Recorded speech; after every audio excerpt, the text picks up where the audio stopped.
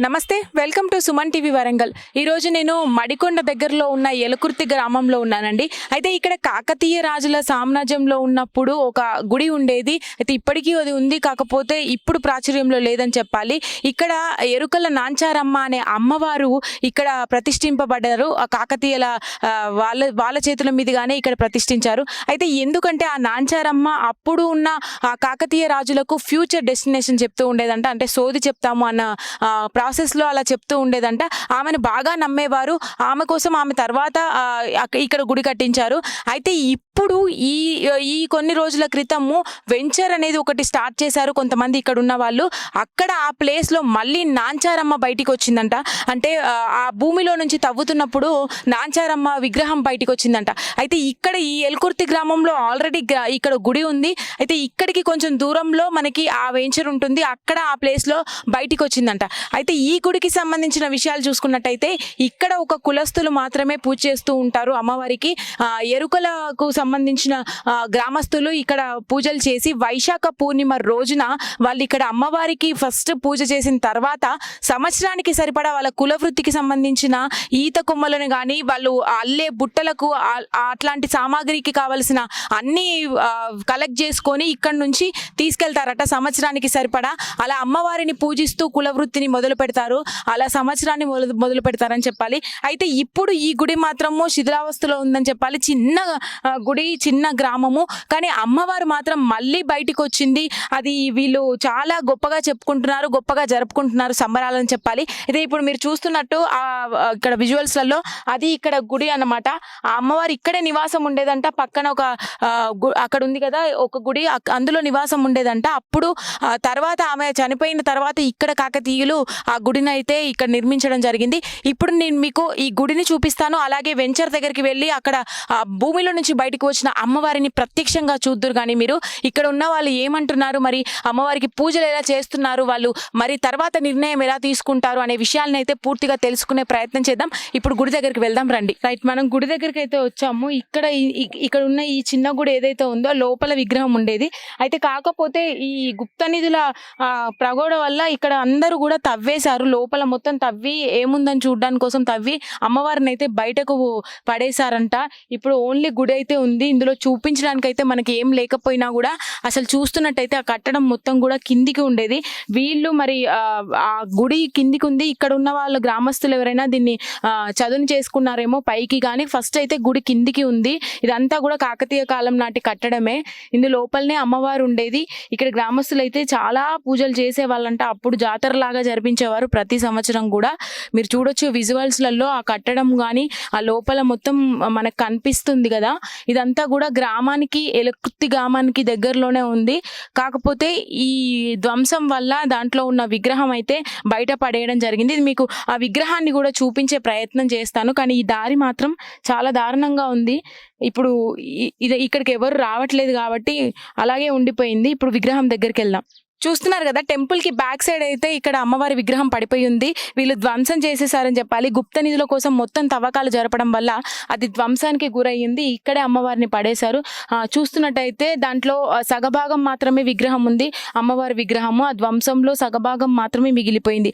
మరి అమ్మవారు ఏం తలుచుకుని మళ్ళీ బయటకు వచ్చింది, మళ్ళీ అక్కడ ఉన్న గ్రామస్తులతో జాతర జరిపించుకోవాలనుకుందేమో. ఇక్కడ కొంచెం దూరంలో వెంచర్లో అయితే అమ్మవారు ఇప్పుడు బయటకు వచ్చింది. అక్కడికి కూడా వెళ్దాము, చూపిస్తాను, మీకు కూడా దగ్గరుండి చూపిస్తాను. అసలు ఇన్ని సంవత్సరాల తర్వాత అమ్మవారు బయటికి రావడము గ్రామస్తులు అయితే బాగా సంతోషం వ్యక్తం చేస్తున్నారని చెప్పాలి. కానీ ఇది మాత్రం శిథిలావస్థలోనే ఉంది. ఇది మాత్రం బాధాకరమే. ఆ విగ్రహం చూస్తున్నట్టయితే ఒకప్పుడు బాగా అంగరంగ వైభవంగా జాతర జరుపుకున్న అమ్మవారి విగ్రహం ఇప్పుడైతే ఇట్లా ధ్వంసానికి గురైంది. ఏదేమైనా ఇప్పుడు మళ్ళీ అమ్మవారు రావడం మాత్రం సంతోషమే. అక్కడికి వెళ్ళి అయితే చూసే ప్రయత్నం చేద్దాం మనం. మనం ఇప్పుడు చూస్తున్నదైతే ఆ అమ్మవారు నాంచారమ్మ అమ్మవారు ఇక్కడే ఈ ప్రాంతంలోని నివాసం ఉండేదంట. అయితే ఇక్కడ ఉంటూ ఇక్కడ పక్కనే ఒక గుట్ట కనిపిస్తుందండి, మీరు చూడొచ్చు విజువల్స్లలో. ఆ గుట్ట మీద శివలింగం ఉంటుంది. ఆ శివలింగానికి ప్రతిరోజు పూజ చేసుకునేదంట నాంచారమ్మ. ఇక్కడ నుంచి వెళ్ళి ఇక్కడ నివాసంలో ఉంటున్న ఆమె ప్రతిరోజు గుట్టకి పూజ చేసేదంట. ఇలా కొద్ది సంవత్సరాలు గడపగా ఆమె చనిపోయిన తర్వాత కాకతీయ రాజులు ఇక్కడ ఆ అమ్మవారికి ఈ పక్కనే గుడి కట్టించారు. కానీ ఇప్పుడు ఆ అమ్మవారి పరిస్థితి అయితే అలా ఉంది, ధ్వంసానికి గురైతే ఉంది. ఇక్కడి నివాసం ఉండేదనైతే చరిత్రలో చెప్తున్నారు, ఇక్కడ గ్రామస్తులు అయితే చెప్తున్నారు ఈ నివాస ప్రాంతమే అని. అమ్మవారి నివాస ప్రాంతాన్ని అయితే చూసారు కదండి, ఇక్కడే ఉండేది.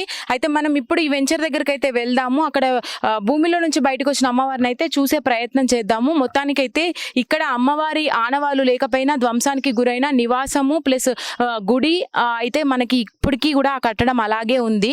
మనమైతే చూసే ప్రయత్నం చేద్దాము, ఆ భూమిలో నుంచి వచ్చిన అమ్మవారిని దగ్గరికి అయితే వెళ్దాం. రైట్, మనం అక్కడ చూసాం కదండి అమ్మవారి నివాసం కానీ గుడి కానీ. ఇప్పుడు ఇక్కడ వెంచర్ దగ్గరకు వచ్చాము, ఈ ప్రాంతంలో ఇక్కడ అమ్మవారు చూస్తున్నారా, అమ్మవారు బయటికి వచ్చిందంట. వీళ్ళు ఇక్కడ సాగు చేసుకుంటూ ఒక వెంచర్ని అయితే స్టార్ట్ చేయాలనుకున్నారు ఈ గ్రామస్తులందరూ కలిసి. అయితే అప్పుడు ఆ పరిస్థితులలో అమ్మవారు భూమిలో నుంచి బయటకు వచ్చిందంట.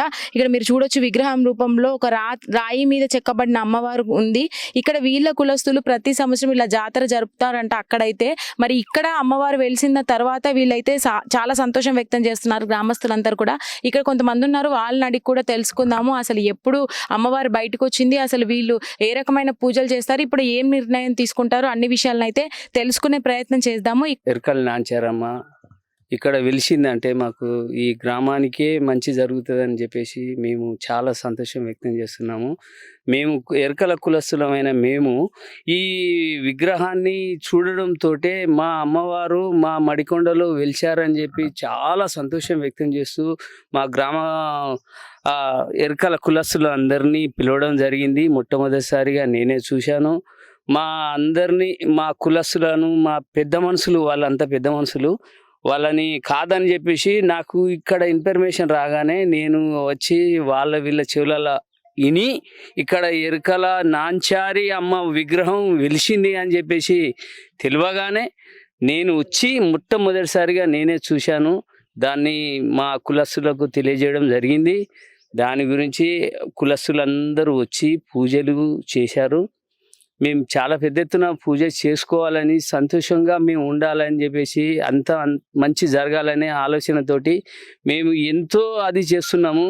దయచేసి ఏంటంటే ఈ గుడికి కూడా మేము చిన్నగా పందిరి వేశాము, ఆ పందిరి కూడా తీసేశారు. దయచేసి ప్రభుత్వం కానీ ప్రజలు కానీ మా గ్రామస్తులు కానీ మమ్మల్ని ఒక్కసారి మాకల జాతికి సంబంధించిన దేవత వెలిసిందనే ఉద్దేశంతో మేము చాలా సంతోషంగా మేము పండుగ చేసుకుందామంటే మాకు ఎవరు సహకరిస్తలేరు. ఏ పెద్దలు కానీ రాజకీయ నాయకులు కానీ గ్రామస్తులు కానీ ఎవరూ మాకు చేయుతనిస్తలేరు. దయచేసి ఇప్పటికైనా మాకు ఎటువంటి గుడి లేదు, ఎటువంటి విగ్రహం లేదు. ఇప్పటికైనా మా నాంచారమ్మ మాకు వెలిసింది కాబట్టి దయచేసి మేము ఒక గుడి ఇక్కడ చిన్నగా, పెద్దగా మాకేమీ అవసరం లేదు, చిన్నగా గుడి మందం మాకు జాగిచ్చి వెంచర్ వాళ్ళని కోరుకుంటున్నాము. అంటే ఇక్కడ అసలు అమ్మవారి ప్రాచుర్యం ఏంటండి? అంటే గత సంవత్సరాలలో కాకతీయ రాజుల నాటికి నుంచి అక్కడ గుడి ఉంది కదా, ఆ అమ్మవారి చరిత్ర ఏంటి? ఇక్కడ మడికొండ దగ్గరలో ఉన్నటువంటి ఎలుకుర్తి గ్రామంలో నాంచారమ్మ గారు ఆ కొండ కింద నివసించుచుండేది. అదేవిధంగా తను పైన ఆ గుట్టపై కొండపైన శివుణ్ణి ఆరాధిస్తూ ఉండేది. తను కాకతీయులకు ఎరుక చెప్పడం అంటే ఫ్యూచర్ని ముందుగానే ఊహించి చెప్పడం మాకు వచ్చిన అనాదిగా ఉన్నది. సో నాంచారమ్మ కాకతీయులకు తను యుద్ధాలకు వెళ్ళేటప్పుడు వివిధ ఇంపార్టెంట్ ఏదైనా ఉన్నప్పుడు తను ఎరుక చెప్తూ ఉండేది. సో తదనంతరము ఆ ప్రాంతంలో ఎరుకల నాంచారమ్మ యొక్క గుడి కాకతీయుల వారు కట్టించారు. అదేవిధంగా ఒక చిన్న కథనం కూడా ఈ చుట్టుపక్కల పరిసర ప్రాంతాలలో ఉన్నది. ఒకసారి ఎరకల నాంచారమ్మ శివుణ్ణి ఆరాధిస్తున్నప్పుడు ఆ స్థానికుడైన ఒక వ్యక్తి తన పూజకు భంగం కలిగించడంతో ఆ అమ్మవారు చాలా ఆగ్రహానికి గురయ్యి, మీ ఊరు ఉన్నది కదా, నేను ఇక్కడ పూజ చేసుకోవడానికి నా దేవుణ్ణి నేను కొలుసుకోవడానికి వచ్చినప్పుడు మీరు ఇట్లా నన్ను ఇబ్బంది పెట్టారు, నన్ను డిస్టర్బ్ చేశారన్న ఉద్దేశంతో తను చెప్పించింది. ఆ యొక్క ఊరు 7 ఊర్లుగా అవ్వాలని చెప్పి తను చెప్పించిందంట. అందులో భాగంగానే ధర్మసాగర్, సాయిపేట, రామన్నగూడెం ఇట్లా 7 ఊర్లుగా ఆ ఎల్కుర్తి గ్రామం మొత్తము విడిపోయినట్లు అక్కడ స్థానిక ప్రజలు నమ్ముతారు. అదేవిధంగా మా ఎరుకల కులం యొక్క ప్రధాన వృత్తి తట్టలు బుట్టలు అల్లుకోవడం. అంటే మేము ఏంటంటే వ్యవసాయంలో ఈ పండ్లు అమ్మే వాళ్ళకు, చేపలు అమ్మే వాళ్ళకు, వివిధ కుల వృత్తులకు మేము గంపలు, తట్టలు, అదేవిధంగా ఎడ్ల బండికి కావాల్సినటువంటి ఏమైనా ధాన్యం అలాంటివి వేస్తే దాంట్లో నిల్వ ఉండడానికి చుట్టూ మా యొక్క బరిగెతోని మేము ఒక నిర్మాణం చేసే వాళ్ళము. అదేవిధంగా ధాన్యాన్ని వివిధ ఇళ్లలో నిలబెట్టుకోవడానికి గుమ్మిళ్ళు అనేవాళ్ళు అప్పట్లో. అలాంటివి కూడా మేము అల్లేవాళ్ళము. సో దానికి కావాల్సిన ప్రధానమైన రా మెటీరియల్ వచ్చేసి ఈత కొమ్మలు, మేము ఈత బరిగని అంటాము. సో దాన్ని మేము ఒక సంవత్సరానికి సరిపోయేటట్టు, ఏంటంటే వర్షాకాలం వస్తే ఇబ్బంది అవుతుంది కోయడానికి. సో ఎండాకాలంలోనే, అది కూడా వైశాఖ మాసం పౌర్ణమి రోజున మేము మా కులదైవము నాంచారమ్మకు ప్రత్యేక పూజలు చేసి, అంటే మా కావలసిన కొడవళ్ళు, దానికి ఈత బర్గలు సేకరించడానికి పనిముట్లన్నింటినీ అమ్మవారి దగ్గర పెట్టి అమ్మవారికి పూజ చేసుకొని, ఇక్కడ దగ్గరలో ఉన్నటువంటి ఈ ఈత చెట్లను దగ్గర నుండి ఈ ఈత బరిగ సేకరించి ఈ సంవత్సరాన్ని సరిపెట్టేట్టు ఆరేసుకొని మేము దాన్ని ఎవరి ఆర్డర్ ప్రకారం ఎవరెవరికి ఏం కావాలో ఆ వ్యక్తులకు మేము తట్టలు గంపలు అల్లడము, ఆ విధంగా మేము మా జీవనాన్ని కొనసాగించేది. సో మేము ఈత బరిగ సేకరించిన తర్వాత కూడా అది మిగిలిన ఇంకొక 2-3 కులాలకు కూడా అది సహాయకరంగా ఉండేది. ఏంటంటే మేము ఈత బరిగెలని అంటే మేము సాఫ్ చేసిన తర్వాత గీత కార్మికులకు ఈజీ అవుతుంది. అది తన యొక్క కుల వృత్తిని కళ్ళు గీయడానికి ఈజీ అయ్యేది. మేము సేకరించిన తర్వాత, కొమ్మలు సేకరించిన తర్వాత ఆ ఆకులను కూడా బుడిగ జంగల వారు చేపలు అలాంటివి అల్లుకునేవారు. సో మేము ప్రకృతి మీద ఆధారపడుతూ ప్రకృతి మీద జీవనం కొనసాగిస్తూ మేము సమాజంలో ఉన్న వేరే కులస్తులకు కూడా వేరే విధంగా సహాయపడేవాళ్ళం. సో మాకు ప్లాస్టిక్ రావడం వల్ల మా గంపలు, తట్టలు ఇవన్నీ కూడా కనుమరుగైపోయినాయి. మా కులవృత్తి కూడా కనుమరుగైపోయింది. కాకపోతే మా దేవత కూడా కనుమరుగైపోయింది.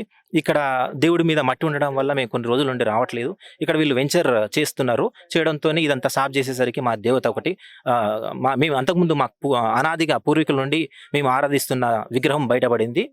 సో ఈ ప్రాంతంలో మాకు చిన్న గుడి కట్టియాలి.